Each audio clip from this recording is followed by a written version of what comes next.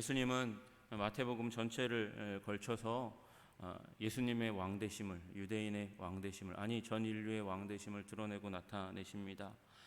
특별히 우리 17장에서는 예수님께서 구약의 마침이 되시고 완성이 되신다는 사실을 변화산상 가운데서 변화하시면서 모세도 사라지고 엘리야도 사라졌지만 예수님은 남으신다는, 그래서 구약의 모든 그 예언의 말씀을, 약속의 말씀을 성취하는 분이 예수님이시다, 왕이시다, 이 사실을 드러내는 부분이라고 말씀을 드렸습니다. 그리고 그로 말미암아 사실은 우리 믿는 자들이 예수님이 권세를 주셨으니까 믿는 자들에게, 왕을 믿는 자들에게 주신 그 권세를 발휘하는 삶이 너무나 자연스러운데, 믿음이 없음으로 말미암아 여러분 어떻게 해야 하나님의 나라의 백성으로 온전하게 살아갈 수 있습니까? 믿음이 있어야 하는 것이죠. 작은 믿음, 이 겨자씨만한 믿음만이라도 있었다면, 믿음이 없다는 것입니다. 있었다면 귀신을 쫓아내는 권세, 하나님 나라의 영광과 권세가 드러나는 삶을 살아갈 수 있다고 말씀하시는 것이고요. 또 우리가 하나님 나라가 어느 기간까지는, 주님이 다시 오시는 그때까지는 세상과 더불어 존재할 수밖에 없습니다. 그 가운데서 천국의 가치를 우리가 가지고 있고 그것에 대해서 확실히 거한다 할지라도 우리는 세상을 감안하고 세상을 이해하고 세상을 선교적인 그 목적을 위해서 그들을 위한, 그들이 시험 들게 하지 않도록 하는 그런 삶을 살아가는 것이 필요하다고, 그렇게 예수님께서 성전세, 이 물고기 입속에서 이 성전세 한 세계를 꺼내셔서 이제 지불하게 하는 그 일을 일으키셨다는 사실을 보게 됩니다. 오늘 마태복음 18장의 말씀은 이 천국 공동체 교회, 천국 공동체인 교회의 삶에 대해서 말씀하고 계십니다. 그 천국 공동체의 삶은 어떤 것으로 시작하냐 하면 작은 자를 영접하는 것으로 시작하는 것입니다. 제자들이 왔어요. 제자들이 와서 예수님에게 묻습니다. 예수님, 천국에서는 어떤 사람이 큰 사람입니까? 어떤 사람이 유력한 사람입니까? 어떤 사람이 힘과 권세를 가지고 그 세도를 부릴 수 있는 사람일까요? 그런 의도를 가지고 예수님께 와서 물은 거예요. 여러분, 얼마나 사실은 유치한 질문입니까? 어떻게 하면 내가 하나님 나라에서, 예수님이 통치하는 그 나라에서 큰 권세와 능력을 누리며 살아갈 수 있습니까? 내가 어떻게 넘버원이 될 수 있겠습니까? 그렇게 묻는 것이거든요. 제자들이 예수께 나와 이르되 천국에서는 누가 크니까? 예수님이 그 질문을 받고는 그 제자들의 관심을 끌고 계시는 거죠. 대답을 즉각적으로 하지 않으시고는 얘야 이리 와라 그러면서 한 어린아이를 부르는 거예요. 손짓을 해서. 제자들이 그 질문을 했는데 예수님이 다른 곳을 보시고 저 아이 하나를 부르시는 그 장면을 보면서 지금 예수님 뭐하고 계신 거지? 의혹을 달기 시작합니다. 물음표가 여기 크게 달렸을 거예요. 그런데 한 아이, 이 아이에 대해서는 전혀 얘기하고 있지 않아요. 한 아이가 왔어요. 불러서 그 가운데 제자들, 그 물었던 제자들 가운데 딱 세우시고 나서는 말씀하시는 거예요. 진실로 너희에게 이르노니 너희가 돌이켜 어린아이와 같이 되지 아니하면 결단코 천국에 들어가지도 못한다. 큰 자가 되는 게 그 문제를 얘기하시는 게 아니고, 이 돌이켜 이 어린아이와 같이 되지 아니하면 그러면 천국에 들어가지 못한다라고 말씀해 버리시는 거예요. 힘은 고사하고 그 천국의 백성도 못 된다는 것이죠. 심각한 예수님의 문제제기가 여기에 일어나고 있는 겁니다. 여러분, 어린아이와 같은 질문을 한 제자들 앞에서 이 어린아이와 같이 되지 아니하면 안 된다라고 말씀하셨어요. 이 어린아이와 같이 된다는 것이 무엇입니까? 여러분, 중요한 단어가 뭐예요? 여기에 동그라미를 치셔야 돼요. 돌이켜. 돌이켜 어린아이와 같이 되지 아니하면. 돌이킨다는 말은 회개한다는 말입니다. 마음을 고쳐먹는다는 것이에요. 태도를 고쳐먹는다는 것이에요. 너희가 고쳐먹지 않으면, 그러면 큰 자가 되려고 하는 그 마음을 돌이키지 않으면 그러면 너희들은 천국에 들어가지도 못한다라고 말씀하시는 것이죠.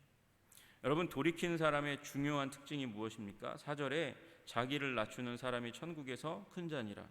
자기를 낮추는, 돌이킨 사람의 주요한 태도와 성품의 특징이 뭐냐면 낮추는 사람이라는 거예요. 겸손한 사람이라고 말씀하시는 거예요.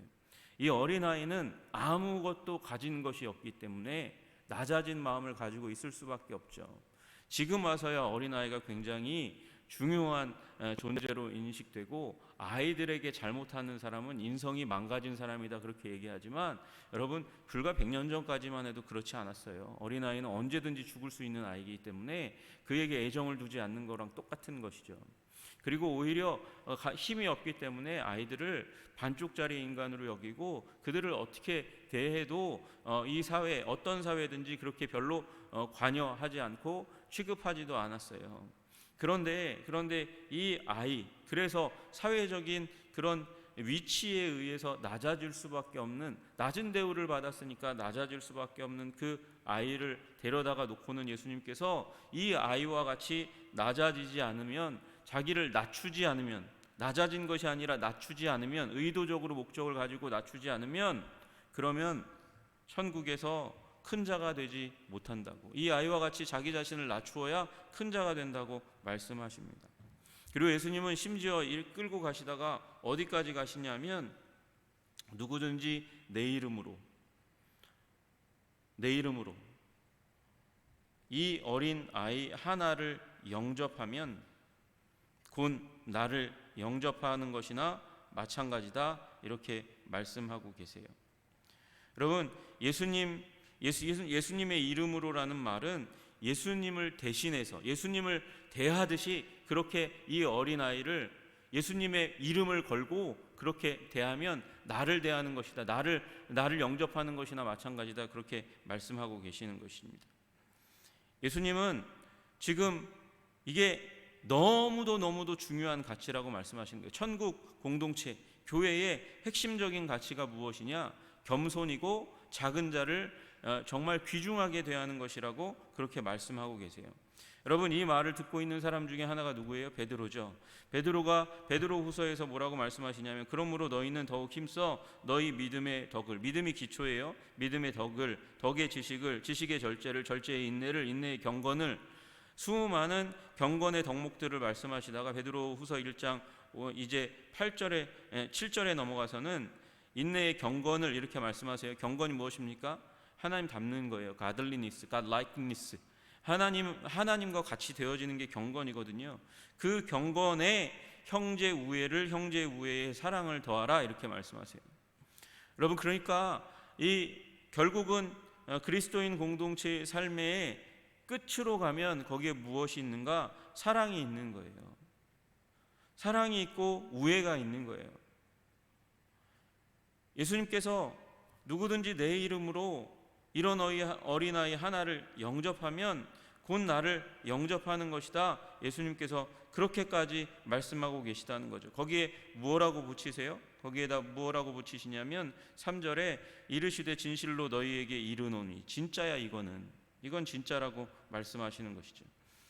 예수님께서 그냥 하기 좋은 말로 말씀하고 계시는 것이 아니고, 나를 대신하여 혹은 그가 나인 것처럼 그 어린아이를 대접하는 자, 그 사람이 큰 자고, 그 사람이 이 어린아이를 영접하면 곧 나를 영접하는 것과 같이, 예수님이 영접받는 것이면 얼마나 귀한 일입니까? 어떤 사람에게서. 근데 어린아이를 영접하면 나를 영접하는 것과 똑같고, 내가 그를 존귀하고 아름답고 귀하게 여기겠다, 그렇게 말씀하고 계시는 것이죠.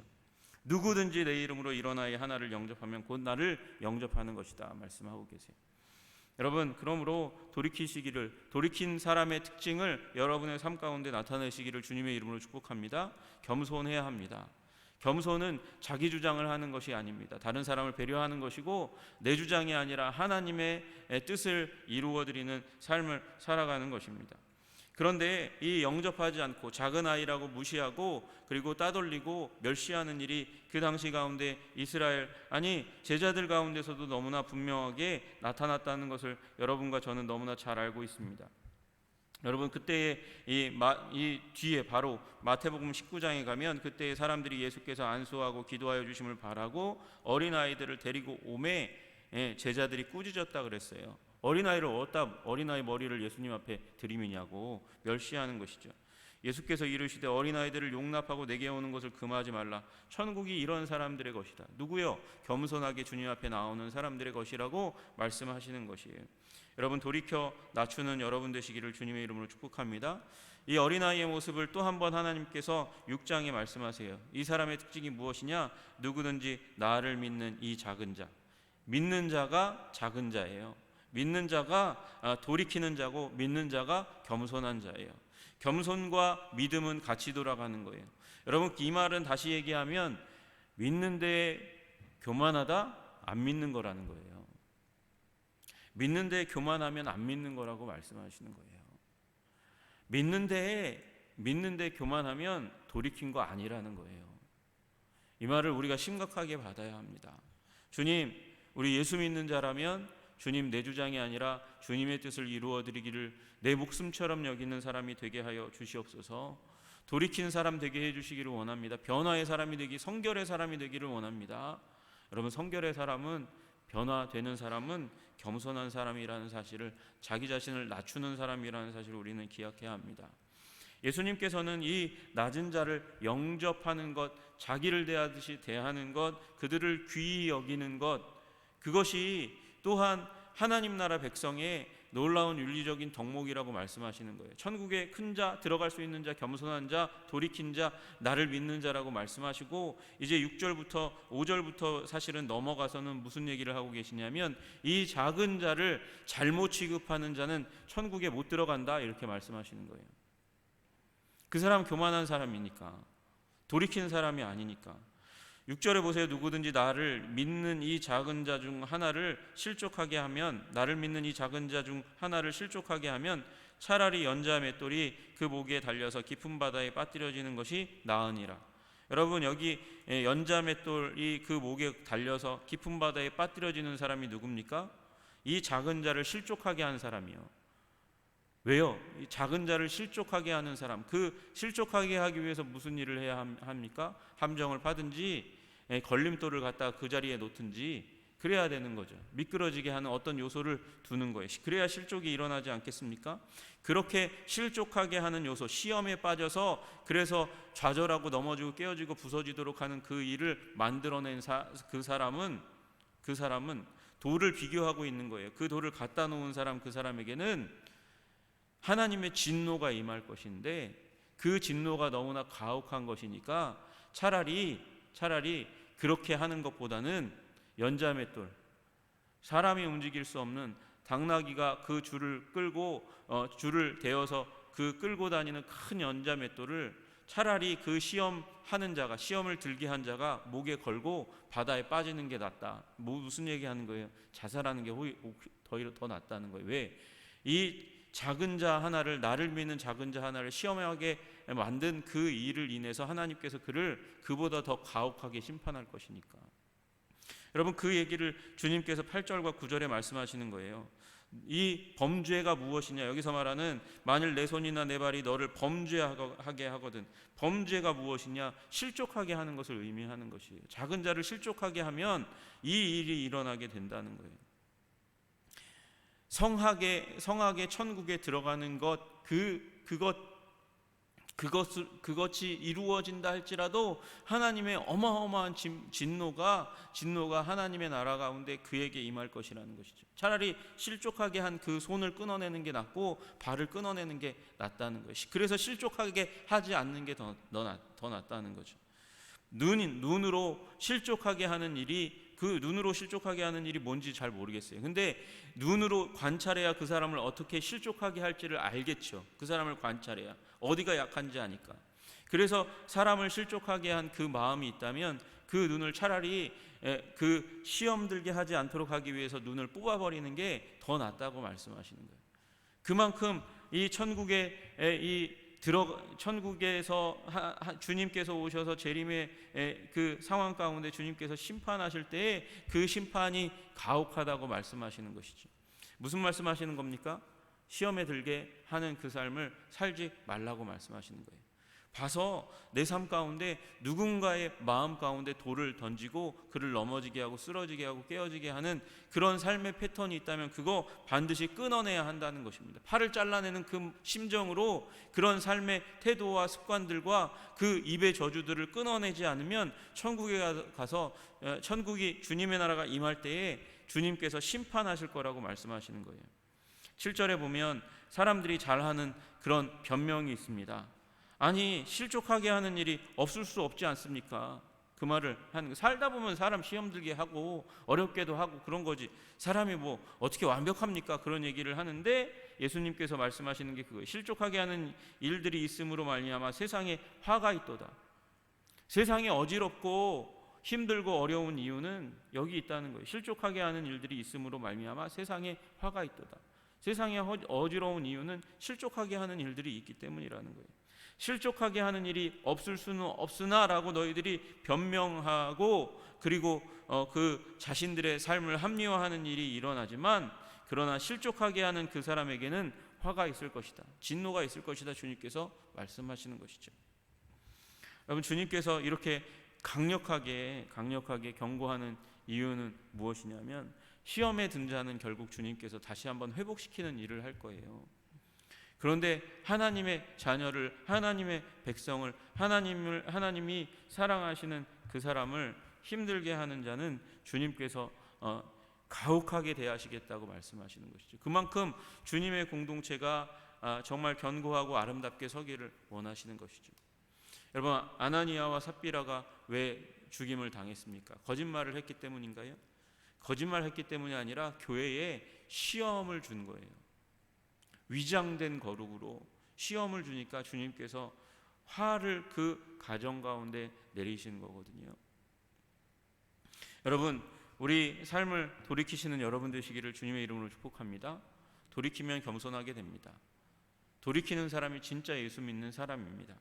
하나님께서 이 사람을 천국의 백성으로 여기면서 어린아이들을 보호하신 예수님처럼 우리의 삶을 보호하실 것입니다. 사람들이 우리를 어린아이니까 그냥 뭐 자기 의견도 그렇게 많지 않고 저 사람은 대하기 쉬운 사람이니까 그렇게 무시하고 그렇게 직진해 와가지고 이 일 저 일 막 시키는 일이 일어날지 모르겠어요. 그러나 기억하십시오. 하나님은 우리를 귀하게 여기십니다. 하나님은 우리를 사랑하시고 지키시고 보호하십니다. 그리고 우리의 삶 가운데 누군가를 시험 들게 하는 일이 있다면 여러분, 그 일을 돌이키십시오. 그 일들로부터 회개하십시오. 돌이키고 회개하십시오. 겸손한 자로 주님 앞에 서는 여러분 되시기를 주님의 이름으로 축복합니다. 우리 교회 안에 실족하게 하는 일이 사라지기를 주님의 이름으로 축복합니다. 교회 안에 여러분, 예수님 싫어가지고 교회 떠난 사람 별로 없어요.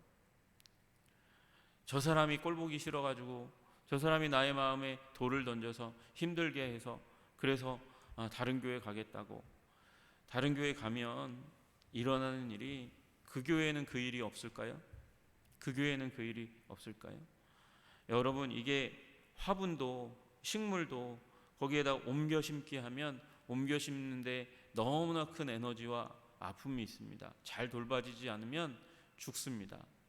여러분, 교회에서 떠서 다른 교회 가면 신앙생활 잘할 것 같은데 그렇지 않아요. 여러분, 그래서 우리가 다른 사람들 이 실족하게 하는 일은 그의 영혼의 생명을 죽이는 일, 아니면 몇 년간의 세월을 힘들게 하는 일인 거예요. 주님을 바라보지 못하게 하는 일인 거예요. 그래서 여러분, 실족하게 하지 말고 격려와 사랑으로 축복하시는 여러분 되시기를 주님의 이름으로 축복합니다. 우리 교회가 아름다운 교회, 정말 하나님의 위로와 격려가 넘치는 교회, 시험이 아니라 격려가 하나님으로부터, 예수님의 그 심성으로부터 베풀어지는 아름다운 교회 되기를 주님의 이름으로 축복합니다. 기도하겠습니다. 존귀와 영광과 찬양을 받으시기에 합당하신 주님, 주님께서 우리들에게 하나님 나라 백성의 가치를 말씀하십니다. 하나님, 우리 주님을 믿는 겸손한 사람들이 되게 하여 주시옵소서. 돌이키는 자들이 되게 하여 주시옵소서. 하나님, 우리를 통하여 그래서 하나님의 성품이 드러나고 나타나는 자들이 되게 하여 주시기를 간절히 소원합니다. 실족하게 하지 않고 오히려 실족한 자를 아버지 손으로 잡아 일으켜 온전케 하는 자들이 다 되어질 수 있도록 주님 우리를 붙들어 주시고 인도하여 주시옵소서. 예수 그리스도 이름 받들어 기도드리옵나이다. 아멘.